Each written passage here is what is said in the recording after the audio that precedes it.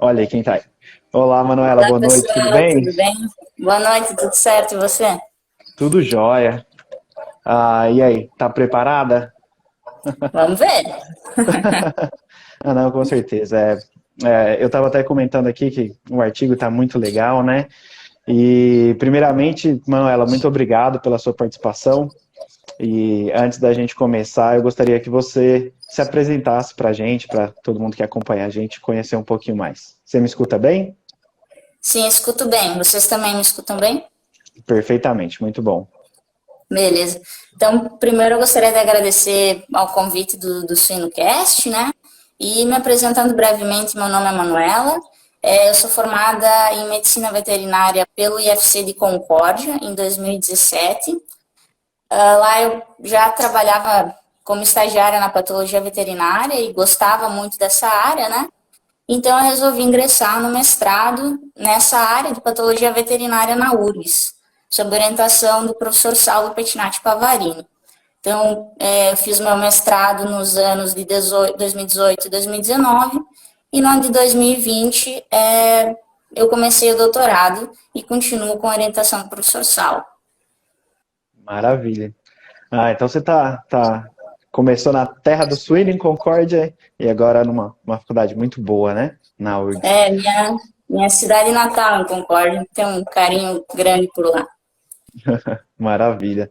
E só para lembrar para todo mundo que o artigo que a gente vai conversar hoje, o título dele, né, é chamado Causa Mortes em Suínos de Crescimento e Terminação em duas granjas tecnificadas no sul do Brasil. E esse artigo ele foi publicado na Pesquisa Veterinária Brasileira recentemente, agora em outubro de 2020, né? E antes da gente começar, Manuela, eu queria perguntar para você como que surgiu a ideia desse trabalho. Então, inicialmente eu tenho afinidade com a espécie, assim, eu sempre gostei bastante de espécies de produção, bovinos e suínos, e gostaria de trabalhar com uma dessas duas espécies no mestrado. Recentemente, um aluno da URGS também, o Clayton Schwertz, ele fez um trabalho sobre causas de morte em matrizes. Está ainda em processo de tramitação com a revista que vai publicar, mas acho que grande parte do pessoal já conhece o trabalho dele, né? E foi um trabalho bem interessante que elucidou várias causas de morte em matrizes suínas. A gente andou pesquisando e conversando com o pessoal das empresas, o pessoal dos suínos, e a gente não tem trabalhos assim tão abrangentes que usam a necrópsia como método de diagnóstico, né? Que falam sobre as principais causas de morte no crescimento e terminação. Então, vários trabalhos falam sobre fatores de risco que envolvem mortalidade, alta e baixa mortalidade. Alguns elencam causas de morte, mas não usam o diagnóstico através da necrópsia. Então, a gente resolveu fazer um trabalho semelhante ao que o Clayton fez, mas no crescimento e na terminação, né? Que são causas de morte bem distintas. Ah, nossa, excelente.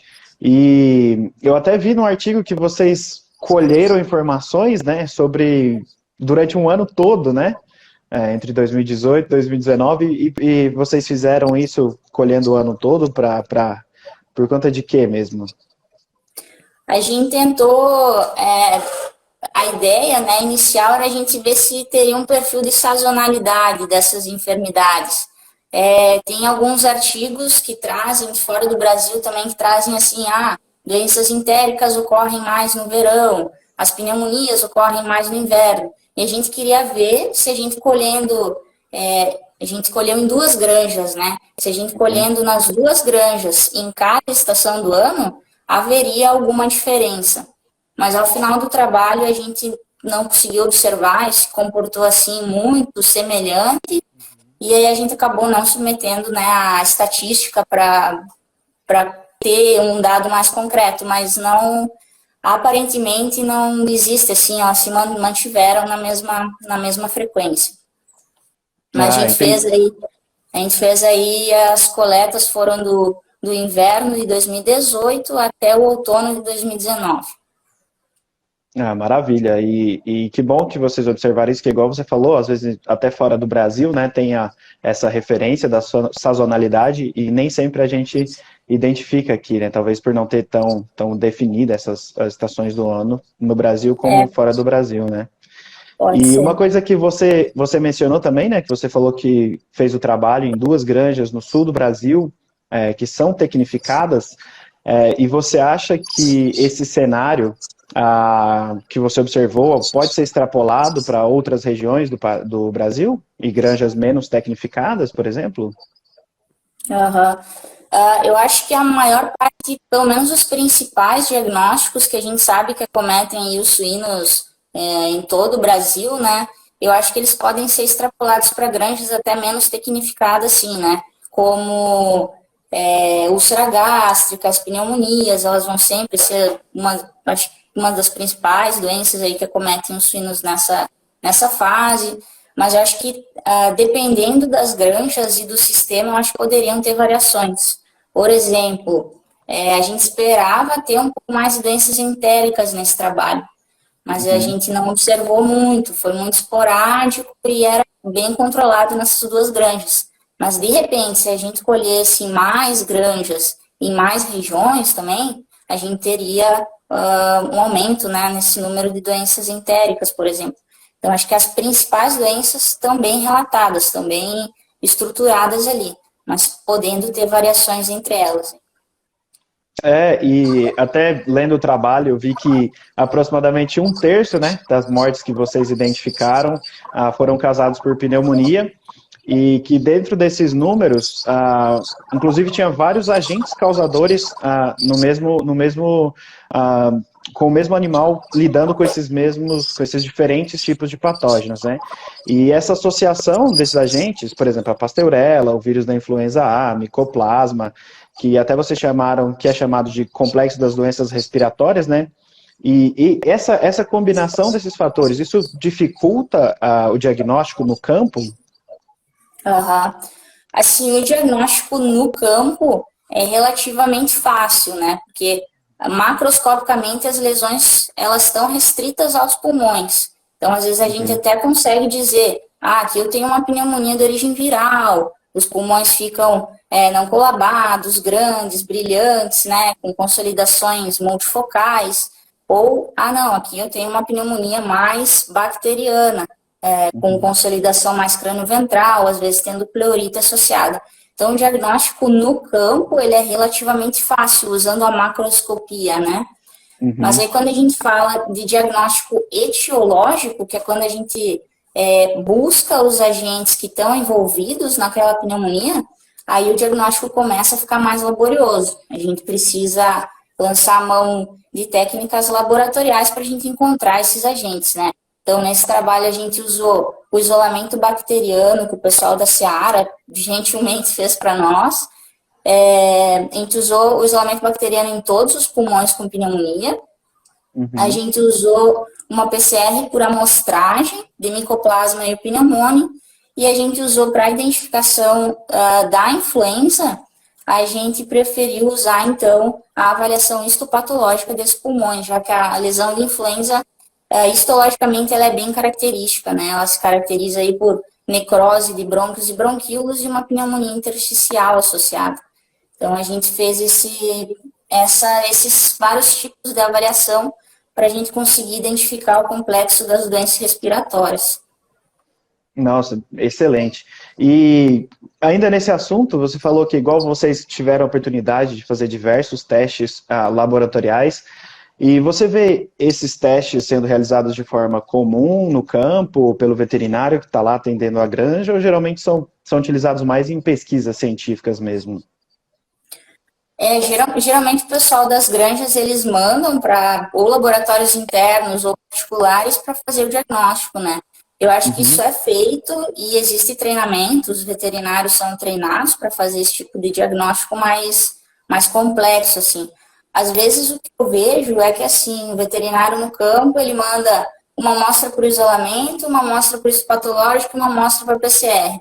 E daí vem um de cada lugar e aí vai da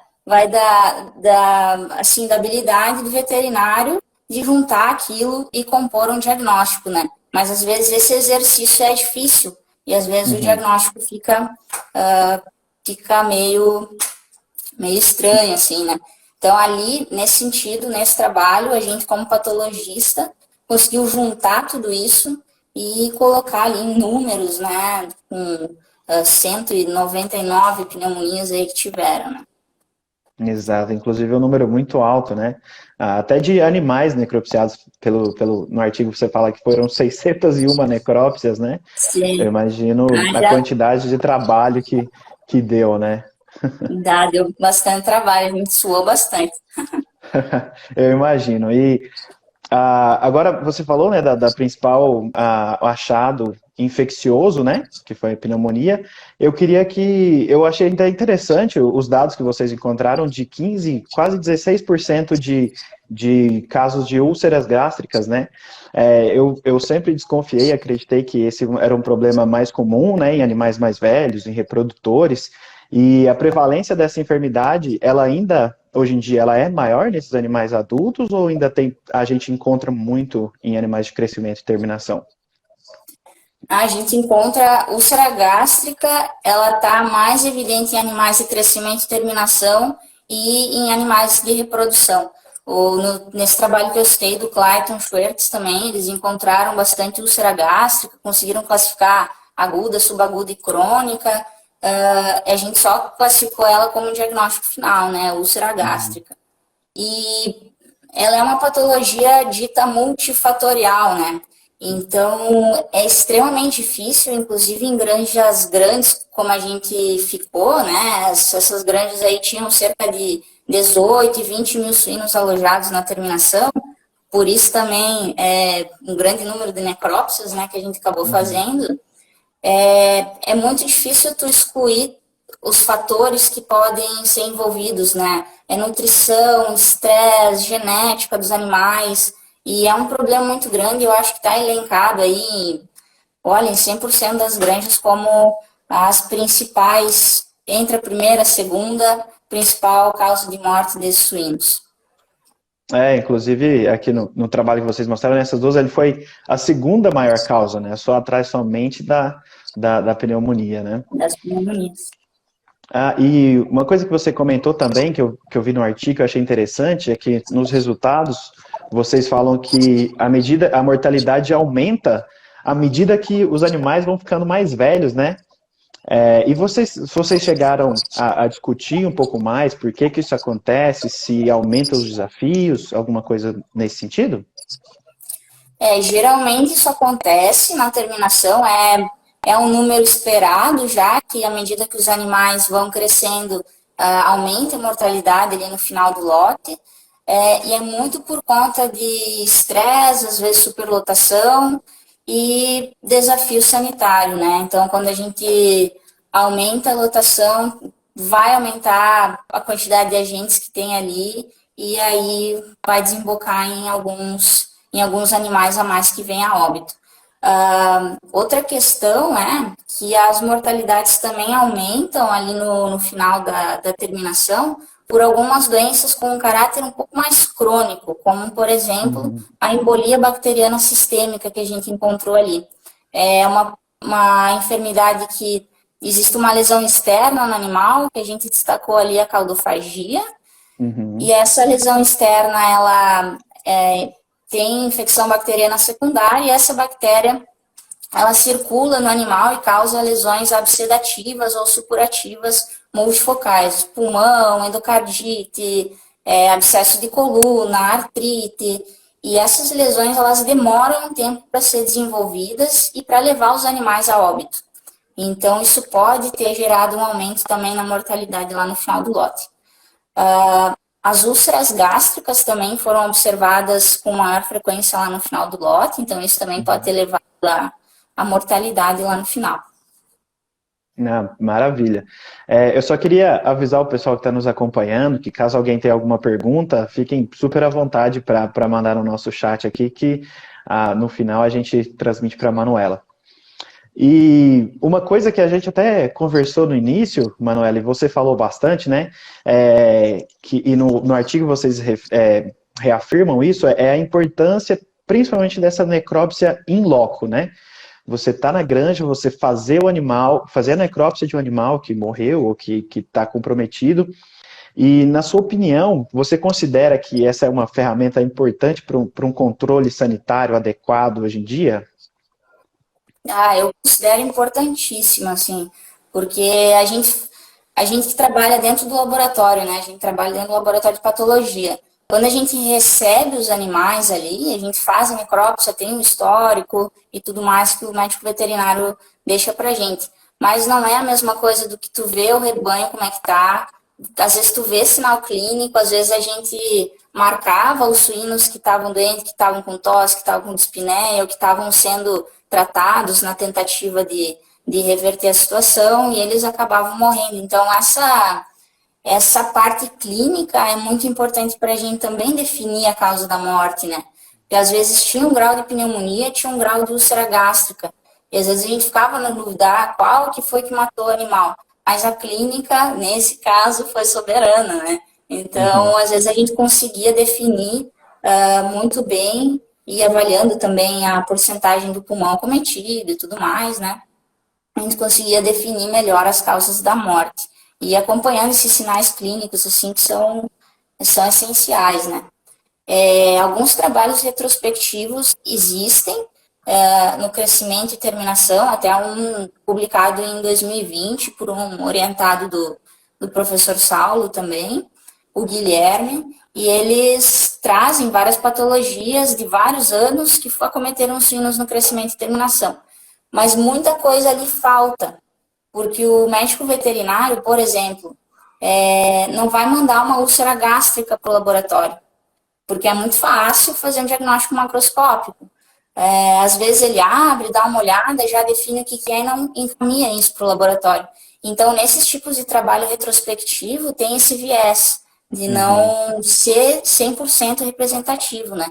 Então, no trabalho que a gente fez um trabalho prospectivo, foi para as granjas, colheu, fez o diagnóstico mais completo que a gente conseguiu, né? E aí a gente desenvolveu os diagnósticos a partir disso. Eu acho que isso é extremamente importante e logo, logo a gente vai precisar de um veterinário fazendo necrópsia aí, especializado nas granjas.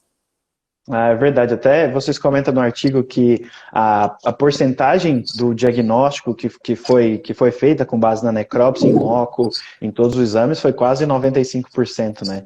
E isso é importantíssimo para poder avaliar e melhorar cada vez mais o status sanitário, né? Com certeza. E falando de status sanitário, e só para elencar, o terceiro maior causador das mortes, né, que vocês observaram, foi justamente a circovirose, né? E no artigo vocês falam que ficou atrás apenas da pneumonia e da úlcera gástrica, né?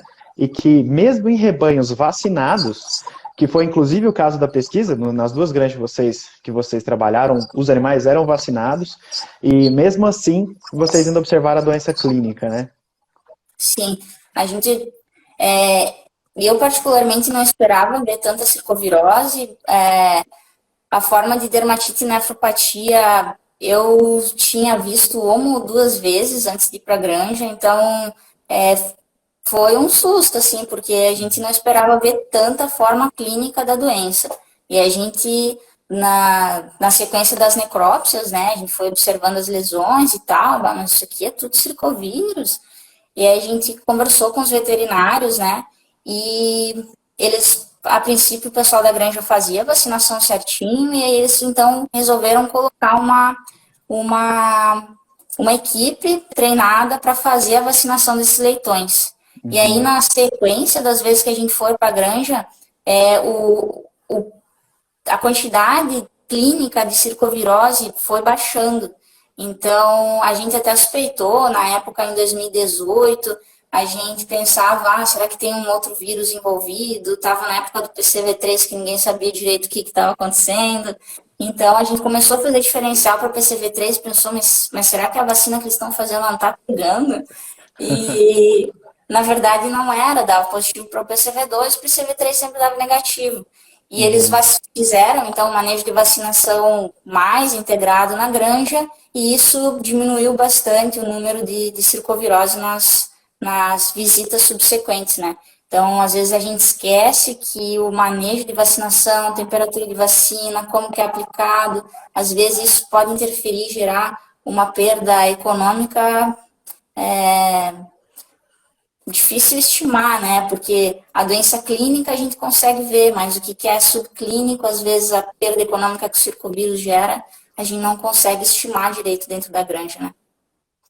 Excelente, exatamente. E às vezes a gente até dificilmente a gente lembra, né, o quão importante é o manejo correto da vacinação para que a vacina funcione e tenha uma eficácia, né? E Sim. eu acho que isso é interessante também para relembrar a gente o quão importante é esse manejo, né? Sim, com certeza. E uma coisa também que eu achei muito interessante, que vocês comentam no artigo, até está bem no início dele, fala assim que a maior parte das investigações, né, de causa-morte, geralmente é na maternidade, é no pós-desmame, ali no início da creche, né? E que dificilmente ou raramente tem trabalhos focados nessa parte de crescimento e terminação. E por que você acha que acontece mais essas pesquisas nessa fase? Eu acho que pode ser porque esses suínos, eles são desmamados, geralmente muito cedos, e eles têm uma janela imunológica aí que torna eles muito mais sensíveis, né? Então, acho que nesse sentido, assim, alguns trabalhos, geralmente fora do Brasil, focam mais em avaliar a mortalidade nessa fase, e não existe muito trabalho, assim, em crescimento e terminação. Existem alguns, mas não são assim completos, sabe? E igual você falou também, né, pelo fato de ter essa janela imunológica, aí dependendo do desafio, né, o desafio geralmente é muito grande, mudança de ambiente, talvez seja, isso também contribua para que essas pesquisas focassem nesses animais, né, mas lembrando só que os animais de terminação também, eles são, às vezes tem, por exemplo, um problema que você tenha no crescimento ou terminação, isso pode ser impactar tanto, né, no ponto de vista econômico, quanto de animais de creche. E muitas vezes a gente dificilmente a gente discute, né, tanto assim sobre animais de creche e terminação. Para pensar quanto dinheiro foi gasto para o suíno chegar aos 120 dias de vida, 130, 140, aí ele morre, né? Exatamente. É um prejuízo em todos os sentidos para todo mundo, né? Sim. A gente não recebeu nenhuma pergunta, gente. Se vocês quiserem mandar pergunta no chat, fiquem à vontade.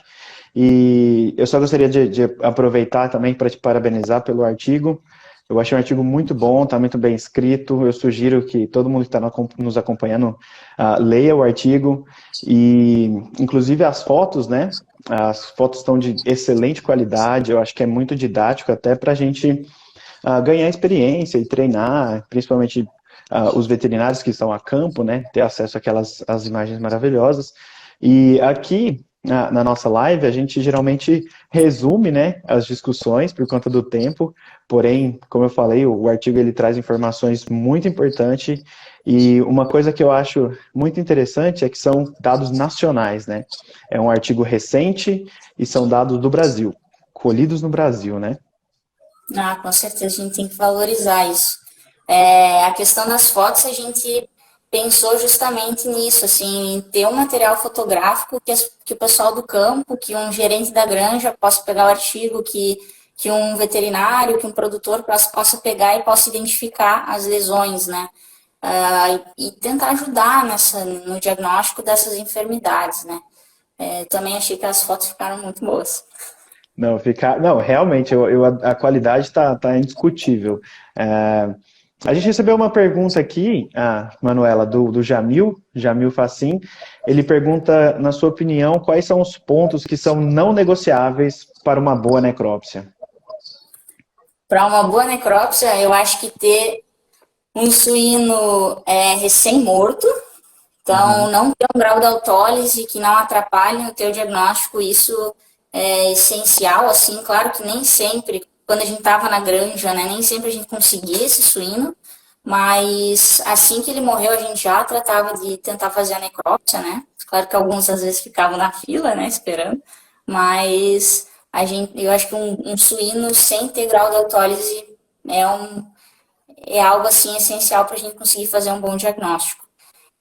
Ter um material limpo para colher o microbiológico, eu acho que isso é um dos pontos cruciais assim para ter bastante, para tu conseguir fazer isolamento bacteriano com tranquilidade, sabe? Colher um bom material para microbiologia. A gente sempre, na caixa de necrópsia, sempre tinha um material limpo, não estéril, né, porque é impossível, a gente sabe, mas um material limpo, que a gente mantinha sempre limpo e seco, para fazer a colheita do microbiológico. Sempre identificar bem os materiais, né, para mandar para os laboratórios, porque às vezes chega lá, não sabe o que é o quê, se é pulmão, tem que abrir o saquinho para ver o que é, então, assim, esse ponto ajuda bastante no diagnóstico a não contaminar a amostra, né. E, basicamente, assim, ficou na dúvida, colhe um pedaço congelado. A gente sempre brincava assim, não sei o que é isso, colhe um pedaço congelado. É uma dica que eu dou sempre, assim, porque às vezes a gente não sabe com o que está lidando. Mas se tu tem um pedacinho congelado, tu pode eventualmente mandar para um bacteriológico, pode fazer uma PCR, tu pode ter um material aí que pode ser dinâmico para o teu diagnóstico, né?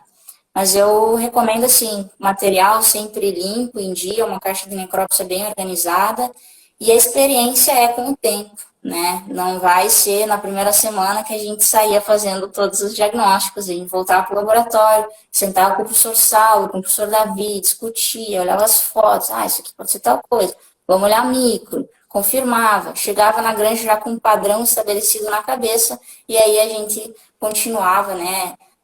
Então, acho que para fazer uma boa necrópsia também basta ter experiência e ir fazendo e aprendendo junto com a necrópsia. Né? Não, muito legal você contar, né, narrar essa sua experiência, porque às vezes a gente pega o artigo, tá tão bonito assim, nossa, essa aqui é uma lesão característica de tal agente, com essas alterações, o diagnóstico tá pronto. Parece simples, né, mas existe todo um trabalho no background que te dá essa capacidade de tornar ele simples, né? Sim. Quando a gente foi, eu me recordo assim, a primeira vez que a gente foi para a granja, a gente ia de ônibus para a granja, né? Depois um motorista da URGS vinha nos buscar. Então a gente sentou assim, daí eu falei pro meu colega, o Clayton, que foi a primeira vez comigo para a granja, ele, não faço ideia do que a gente vai encontrar. Ele falou, nossa, nem eu. Então a gente não esperava ter uma diversidade tão grande de enfermidades e foi bem importante para nós também aprender, né, e desenvolver esses diagnósticos. Não, é muito legal. Acho que tudo isso faz parte da pesquisa, né? A gente contribuir para descobrir o que é e faz parte do nosso aprendizado também, né? Da nossa formação. Eu acho que isso, quem tá dentro mesmo que vive e experiencia isso, e é muito gostoso também, né? Sim. A gente tem mais uma pergunta do nosso público aqui, da Isa Almeida. Ela pergunta: quais são os pontos cruciais que fazem parte desta queda de mortalidade? Eu não, confesso que eu não entendi muito qual queda que seria de... Para a gente diminuir a mortalidade na granja? Eu acho que sim, acho que com base no que vocês experienciaram, né, o que você sugeriria para diminuir essa mortalidade, tanto por pneumonia, por úlcera? É difícil, né? Porque cada granja, quem trabalha dentro da granja sabe, né? Cada granja é um mundo à parte, assim, cada granja tem os seus prós, seus contras, e, assim, eu acho que nessa questão das pneumonias, a gente encontrou muita pastorela multocida, né? Então, eu acho que imunização com vacinas autógenas seria uma questão a ser considerada, né?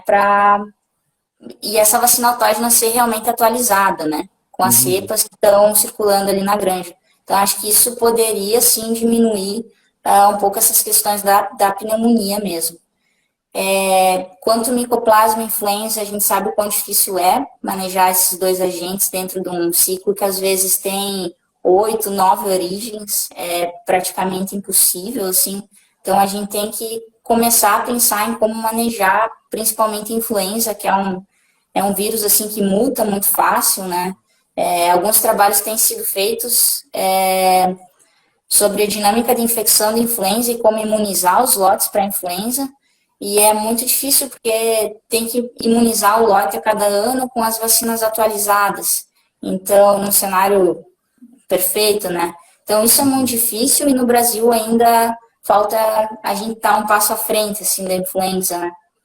Mas tem várias questões aí, a própria caldofagia, que eu não imaginava que fosse causar tanta mortalidade, foi